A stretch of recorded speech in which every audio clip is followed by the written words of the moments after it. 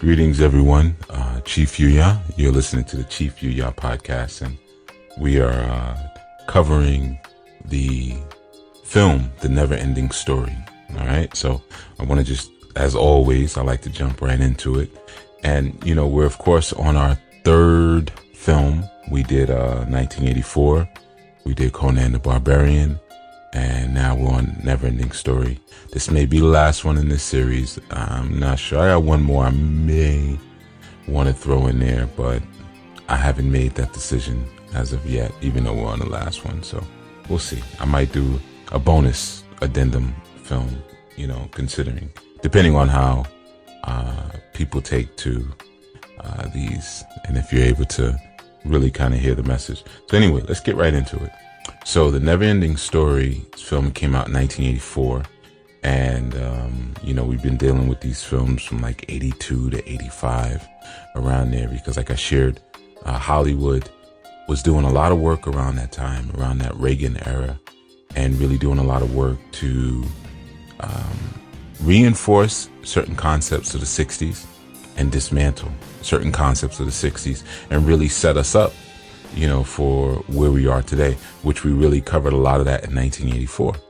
And you see, of course, 1984, there's like some really strong childhood themes, and even in the aspect of how the people, or the party, as they're called, are kind of really kept in a childlike state of ignorance, and innocence to a degree, but definitely of ignorance.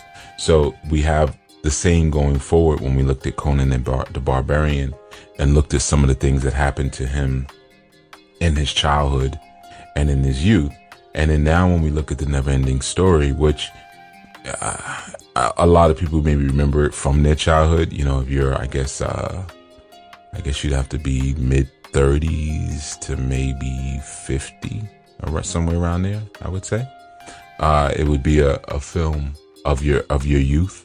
But the reality is, when you really look at it and you look at the amount of symbolism that was put into the actual movie, you definitely realize that it had a deeper agenda, instilled in it beyond just a child just having a little fun adventure fairy tale, right? Even though, of course, most fairy tales have a deeper esoteric meaning too. But this was a German flick, and a lot of times when you get films from Europe, whether it's the Germans or the French, they may throw a lot of esoteric in it, but their agenda is a bit different. Not to say that they're not a part of the global elitist agenda, because they actually are. And this film was about that, on a physical level. Of course, you had the esoteric and you had the exoteric, but there were different themes going on at the same time. But it definitely didn't go far from, again, the idea of global elitism, but we'll get into that. So, it was directed by Wolfgang Petersen. And like I said, it came out in 84. And, right from the very beginning of the work, from the very beginning, they gave you what it is.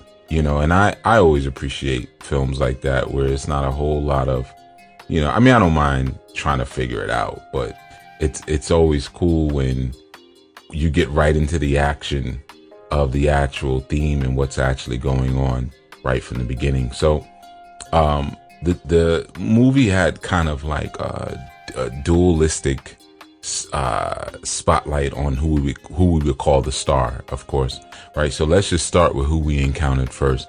We encountered the first character. He wakes out of a dream, right? And he's pretty much the protagonist of the entire film, in a way, right? And we'll get into why we say in a way, but his name is Bastian, Bastian.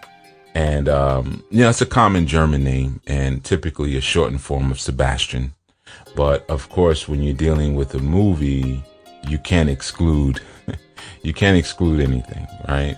So, there's so many themes here that you start to realize, like, they crammed a lot into the Never Ending Story.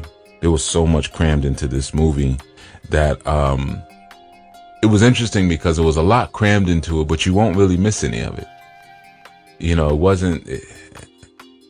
was overt. But that's what I said, like from the very beginning, from the first scene, they just started giving it to you. He wakes up out of a dream. He's startled. His name is Bastian Balthazar Bucks. You know, he's played by Barrett Oliver is his quote unquote real name. But his character's name was Bastian Balthazar Bucks. Right.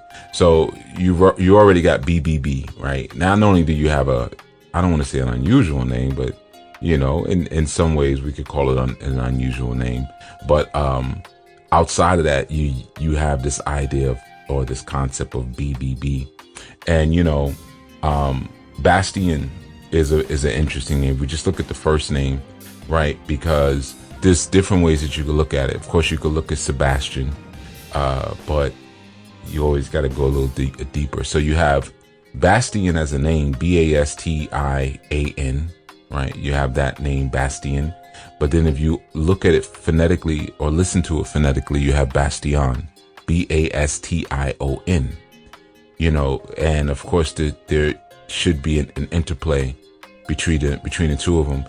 Bastion it comes from a French word, Bastille, and it represents a building or to build something, or more importantly, a fortress, something that's been protected, something that's been strengthened and fortified. That's the idea of a bastion. And then, you know, of course, we have Bastion, Basti, excuse me, AN. And, you know, there's another special concept in terms of that name as well, because, you know, coming from the Sebastian, in the German, there's an inference to that name representing the dreamer, right? So he wakes up, first thing we see, he wakes up out of a dream, and the clock is around like 6:30, 7:30, something like that. My copy was not that clear. So I only saw it, you know, in order to do this segment. I looked at it I looked at it one time. So just to kind of refresh my memory, but I had an old copy that because I haven't watched it in so long. So when I first got it, it was probably like, I don't know. It's a really small copy. It's literally like 200 megapixels by 200 megapixels. It's that small, right? So it's tiny. So I couldn't see everything. But I remember some of these things again from before. But he wakes up, and I know the clock is around 6:30, 7:30, somewhere around there. If it's 6:30, then you know, that would explain some things. But I think it was actually 7:30. But nonetheless, the first thing he does when he wakes up, he looks to the right. Time. He looks to the right. He doesn't even look to the left. He just looks to the right, then he looks forward. So looking to the right, he's looking at the clock. So that gives us an idea of the world that he currently lives in, right? Now, let me just kind of make some things clear too with this. As I told you, each film that we did, I'm maintaining a certain kind of theme. And whereas with Conan, with 1984, we were dealing with the idea of newspeak, you know, kind of changing and distorting language in order to frame a different reality and to strengthen and fortify strongman arguments. And then we went over to Conan, where, you know, we dealt with the stoicism, and, you know, with Conan, we dealt with a lot with Conan, but we also dealt with the idea of like, how do you create a perfect child soldier, you know, and then of course there was some sexual themes in that as well. But just like with 1984, there were also some sexual themes. But so this one that we're looking at now, we're putting it together, and we're looking at the idea of imagination, and most importantly, the decimation of imagination. Now, this is something that happens in childhood, as you see in this story, which is why it becomes so significant to every single thing that we're looking at. In fact, if you put these three movies together, 1984 would be the beginning in a way. Conan would be the middle struggle of life in between. And the never ending story would be the end in a way, but not the end, because again, it's a never ending story. So there's a recycling of things. But if you're able to work through those things and finally achieve triumph, that's what you would see in a never ending story, right? So that's kind of the movement, the progression of it, you know. But anyway, so like I said, his name was Bastian, you know, and Bastian Balthazar Bucks. Now, obviously, you hear a name like that, this is a wizard, you know. This is a wizard, obviously. We know that not only from his name, Balthazar, which is a very interesting name, and you know, I'll break some of that down, as well as even Bucks, German name, but you know, meaning beach or meaning the sand. Now that will make sense to you later, so just kind of make your note, you know, meaning the sand, or you know, or the beach.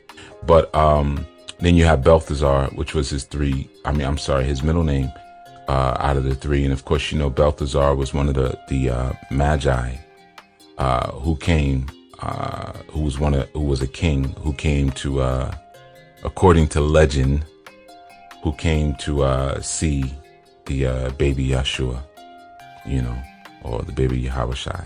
So it was also noted that Balthazar was from Arabia. He was actually a Moor.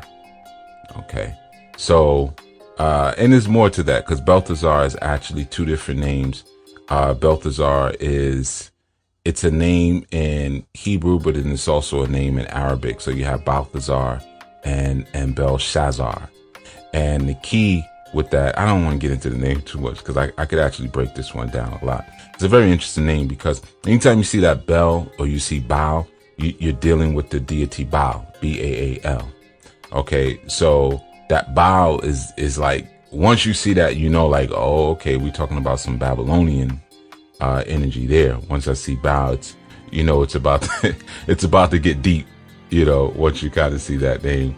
But you have Baal, or you know, you have Baal, and then you have Ta Asir or Ta Asar, which is also has Akkadian roots. Ta Asar. So now you already know, wow, I got Asar. You know who Asar is? Osiris. Ta is to protect. You know, so Ta Asar, Baal Ta Asar. You know, Baal protects the king. You know, Asar is considered to be the king or the ruler. You know, so his middle name is, you know, the energy of Baal. It protects the king, right? So, and there's a whole nother magical, alchemical path just on that name alone. That's why I'm trying not to stick there too much. All right. So, and for the sake of brevity, so we keep going, right? And the next scene we see is he and his father are in the kitchen, right? Which is the lab, of course. And well, actually, it's like a kitchen / dining room kind of area. And he's trying to get a jar open, and he's struggling. And his father is over there, you know, blending up some things, making the breakfast. And the first thing the father says is, he's like, you know, I got a call from your math teacher today. He said, you know, your math teacher said you were drawing some horses in your math book. And, you know, Bastian is like, unicorns. They were unicorns. And the father's like, what? And Bastian's just like, no, nothing. Right. Now, that was a significant scene for several reasons. One of the things is that you'll see right there in that scene that Bastian is making pyramids with his hands. Look at his hand. Okay. And when you look at his hand, you're going to see what he's doing. And I believe it's his left hand, right? Which is significant. Pay attention to that. He's using his left hand, and he's making a pyramid with the hand, and he puts it in front of him. So like when you're looking at it from the camera angle, that's the first thing you see. You see this pyramid, right? While his father's talking to him about something that is earthly, and he's saying, no, I am writing things that are spiritual. I made a unicorn, not a horse, right? And he realizes his father just wouldn't understand. His father is very linear. You know, he represents that more linear energy. but also his father is a bit of a savage, because his mother has died, we find out. And his father is basically like, you got to get over that. We got to move on with our lives. You got to get over it. But we also kind of know that he's a bit of a savage because he's making a shake for himself, and he takes some raw eggs and he puts it into the blender. So right there, we kind of get a sense like, okay, he's eating raw animals, so that becomes significant later, right? When we think about wild beast. All right. So he's going to be related to a wild beast later. And essentially his father's an agent. Essentially his father's an agent. His father is trying to get him to assimilate into the world of the quote unquote real, but the linear world. And he's like, Bastion, you got to get your head out the clouds. Like, your mother died, but it's time to move on. And, he's like, I can't even believe that, you asked me about getting horse riding lessons, but, you're afraid to get on a horse. And then he's like, and I'm disappointed that you didn't even try out for the swim team. That was also very significant, but we'll get into that, right? So we start to see that, between he and his father, that there's definitely like, his father's a bit more linear, a bit more methodical, maybe even a bit more cold and uncaring, which is significant to this. And Bastion is kind of not just in the world of fantasy, but Bastion is definitely interested in things that are beyond, what humans are doing. And we know the significance because we find out that like he hasn't been turning in his math homework on time. His father points that out. And, he doesn't really, reply too much because essentially he doesn't care. Right. So I'm going to kind of speed it up. And I hope that you have seen the film by now. Obviously I told you from the first one that we'd be covering the never ending story. So willfully you would have actually watched it. But, so